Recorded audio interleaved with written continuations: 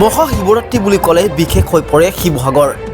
ঐতিহাসিক শিৱদৌলত ভিৰ কৰিলে সহস্ৰাধিক ভক্তই। কালি সমগ্ৰ দেশে মহাশিৱৰাত্ৰি উদযাপন কৰে। দেশৰ বিভিন্ন প্ৰান্তত কালি দেৱাদিদেৱ মহাদেৱক সকলোৱে পূজা কৰিছে। দেশৰ বিভিন্ন প্ৰান্তৰ লগতে অসমতো মহাশিৱৰাত্ৰি উদযাপন কৰা দেখিবলৈ পোৱা গৈছে। মহাশিৱৰাত্ৰি বুলি ক'লে বিশেষ হৈ পৰে ঐতিহাসিক শিৱসাগৰ। শিৱৰাত্ৰি বুলিলেই শিৱসাগৰ নগৰৰ মাজমজিয়াতে থকা ঐতিহাসিক শিৱদৌলত সহস্ৰাধিক ভক্তই ভৰি পৰে। বিগত সময়ৰ দৰে শিৱসাগৰৰ শিৱদৌলত এইবাৰো 4 দিনীয়াকৈ শিৱৰাত্ৰি অনুষ্ঠিত কৰিছে, য'ত প্ৰথম দিনটোৰ পৰাই ভক্তৰ সমাগম হোৱা দেখিবলৈ পোৱা গৈছে। আহোম যুগতে প্ৰতিষ্ঠা হোৱা অতি পুৰণি ঐতিহাসিক শিৱসাগৰৰ শিৱদৌললৈ দেশ বিদেশৰ বিভিন্ন প্ৰান্তৰ ভক্ত আহে যদিও শিৱৰাত্ৰিত এই ভক্তৰ সমাহাৰ অত্যাধিক হৈ পৰে। পুৱাৰ পৰাই লানিকৈ শাৰী পাতিবলগীয়া হয় ভক্তসকলে। শিৱদৌলৰ চাৰিওফালে 4-5টাকৈ দীঘলীয়া শাৰী পাতি ভক্তসকলে পূজা কৰিবৰ বাবে অপেক্ষা কৰিবলগীয়া হয়।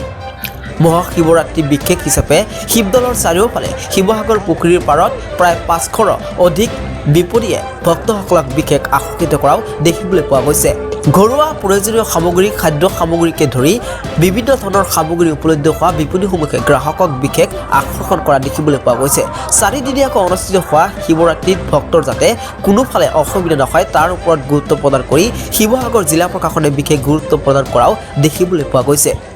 শিৱসাগৰত শ্ৰী শ্ৰী মহাশিৱৰাত্ৰি মেলা আনুষ্ঠানিকভাৱে উদ্বোধন কৰে যোৰহাট লোকসভা সমষ্টিৰ সাংসদ গৌৰৱ গগৈ আৰু শিৱসাগৰ সমষ্টিৰ বিধায়ক অখিল গগৈয়ে। উল্লেখ্য যে স্বৰ্গদেউ শিৱসিংহৰ পত্নী আৰু ৰাণী আম্বিকাই 1736 চনত নিৰ্মাণ কৰিছিল ঐতিহাসিক শিৱদৌল আৰু তেতিয়াৰ পৰা আজিলৈকে শিৱসাগৰৰ শিৱদৌলত মহাশিৱৰাত্ৰি উৎসৱ উদযাপন কৰি আহিছে।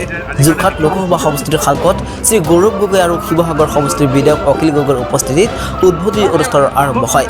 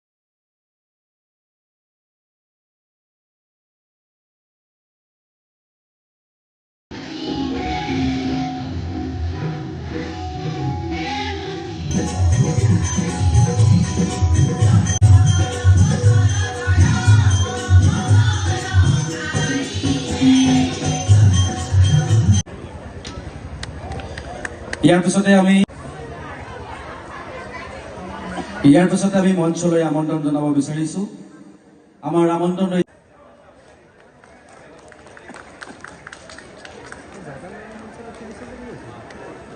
ইয়াৰ পাছত মাজত উপস্থিত থকা আন এজন জ্যেষ্ঠ